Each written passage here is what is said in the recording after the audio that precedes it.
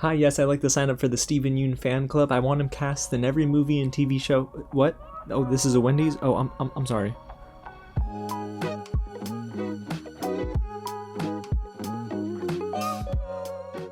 What's going on, you guys? James here with another real review, and this time this is more of a first impressions review because I was sent the first 3 episodes for Invincible. Thank you so much to Amazon for giving me the chance to watch this early. Now guys, this is an 8-episode season and I cannot wait to see the other 5 episodes because believe me when I tell you, after episode 3, boy, I'm all the way in on this show. It's directed by Jeff Allen and stars Steven Yeun, J.K. Simmons, Sandra Oh, and Mark Hamill, among so many others. We'll talk about the cast, but this is an A+ cast and crew. It's based on the Invincible comic book series by writer and creator Robert Kirkman, who did The Walking Dead. And guys, if you don't know much about what the show will entail, let's break it down a little bit. Mark Grayson, son of Omni-Man, one of the most powerful superheroes in the world, slowly discovers that he too has powers and shares a responsibility to help save the world from enemies. But not everything is as it seems, and Mark must now balance life as a high school kid and as Invincible, the newest hero on the block, with a lot to prove. Now guys, before we dive into my review, if it's your first time here at the channel, welcome to Real James, where I talk about movies and TV shows early like this all the time. So if you don't want to miss out, go ahead and hit the big red button below, tap on the bell, and smash that like button, guys, and get loud in the comments and let me know, are you a fan of Invincible? Did you read the comics, or are you coming into this fresh like myself? Because I won't lie to y'all, I don't know anything about Invincible. But after this early taste, I am so excited for the rest of this world to be built and fleshed out. Now each episode does have a title. The first one is It's About Time, episode 2 is Here Goes Nothing, and episode 3 is Who You Callin' Ugly. You better not be calling me ugly. I'm just kidding. Sometimes I have my bad days. But guys, let's get into the very first thing I want to talk about with this show, and that is very clearly the cast and crew. Oh my goodness. If you just go down the list on IMDb, you're going to see standout names like Steven Yeun, J.K. Simmons, and even some very powerful voices in the industry like Grey Griffin. You might not know her if you're more of a mainstream fan of TV shows and movies, but let me tell y'all, if you watched Avatar, Azula, that's her. So I was already so excited for this show. But let's get into some of my standouts, and that starts with Steven Yeun himself. He voices Mark Grayson, otherwise known as Invincible, and does well to convey this innocent, vulnerable charm while still being strong-willed enough to show us that Mark has a lot to prove. After seeing Steven Yeun in Minari and now hearing him voice Mark Grayson, this is Steven Yeun season, alright? I want to see him, like I joked about earlier in this review, I want to see him in everything. The guy has the chops. He just brings so much life to this character who, outside of just Steven Yeun voicing him, might have an otherwise generic story, which we'll talk about in a little bit, but man, there's so much personality brought to this character thanks to Steven Yeun. And now we gotta move on to the second standout, which is J.K. Simmons, the legend himself. He voices the captivating Omni-Man, or Nolan Grayson, father to Mark, and just as he is in live action films and shows, he commands the screen with every chance that he gets. Even though Omni-Man really is an overpowered hero, I mean, he just doesn't lose any fight, it's interesting to see that this show adds a very mysterious thread to his story, and there's a subplot involving him that I can't lie to you guys, I'm ready to learn more about with episodes 4 all the way to the end of this season, because there's something so special about what they're brewing up here, and they give you a taste of it at the end of every episode, and I'm left hanging on the edge of my seat by the end of episode 3, and I can't wait to learn more about Omni-Man's story. And then there's Sandra Oh as his wife, Debbie, who helps ground this show, and she's actually very down to earth. If anything, she's the most relatable character outside of Mark Grayson, because we, the audience, are almost placed in the shoes of both of these characters during certain moments of all 3 of these episodes. So far, I think she's the only one that isn't superpowered that's associated with a superhero, and it's interesting to see that she's also the only one that can get very close to Nolan Grayson, and even though she doesn't have powers, she can knock him down a notch, and that's really cool to see. And outside of our leads, there are a ton of surprises in this cast too. Mark Hamill makes a brief appearance in episode 1 as the man who creates the costumes for both Invincible and Omni-Man, and then there's one of my favorite working actors today, Walton Goggins, who becomes a recurring character from episode 2 onward.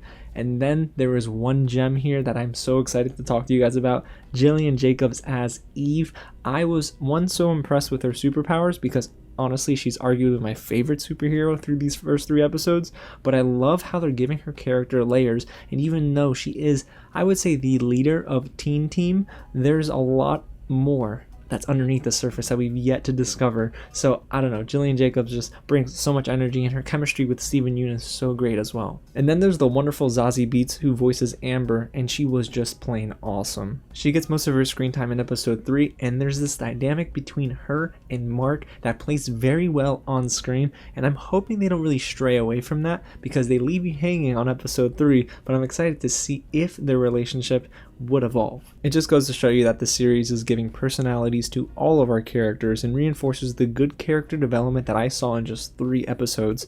And if you're a fan of these new Star Trek films, of course you'll recognize Zachary Quinto's voice, who is the voice of a robot, and even though it's a very robotic role, he gives a ton of personality. Again, the key word is personality. There's so much to love about our cast and crew, and they make each character feel very unique. And fellow Greek Jason Mantzoukas is voicing Rex Splode, who is in his element here. He's an egotistical character, but guys, I love how fun he is. And again, shout out to Grey Griffin, the wonderful Grey Griffin. She's a legend, guys, and she voices Monster Girl. It was neat to see her, and I really can't wait to see more of this character because, honestly, it's just fun. Now, this next standout is a character that appears more in the 3rd episode, but Clancy Brown voices Damien Darkblood, a demon detective who is investigating a certain character for a certain crime.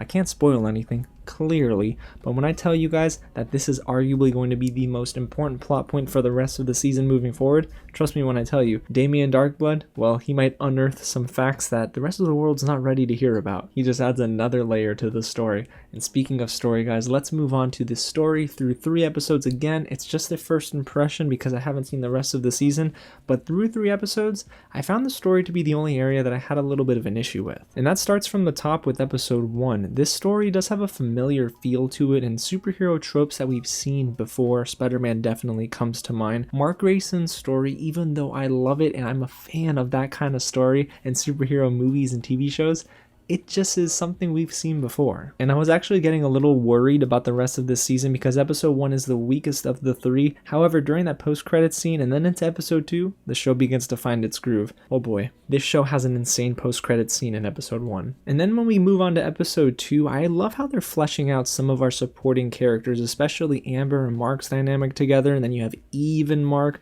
and so many others, including Omni-Man, who again has that mysterious past to him. So yeah, guys, I'm hooked and I'm locked in, but now we gotta talk about this action because this is something that's going to draw in a huge audience. Now, the action in this show is near perfect, guys. I mean, one, I could not believe there was so much gore and graphic content. Now, I heard that the comics did show a very dark version of a superhero story, and I wasn't prepared for any of the blood, so at the end of episode 1 all the way to the end of episode 3, I was pleasantly surprised. And then number 2, we got a huge action set piece in almost every episode, and this is a treat for fans of The Boys too, because when you take that show into consideration, it's a very mature and graphic implication of superpowers and their effect on others, and in Invincible, trust me, they don't hold back either. And I especially love seeing Mark Grayson in action as Invincible because not only is his suit awesome, but it was really neat to see him learn about his powers in the middle of fights, whether it be with Team or if he goes off fighting crime on his own. This show just crafts a wonderful playing field for our superheroes and villains,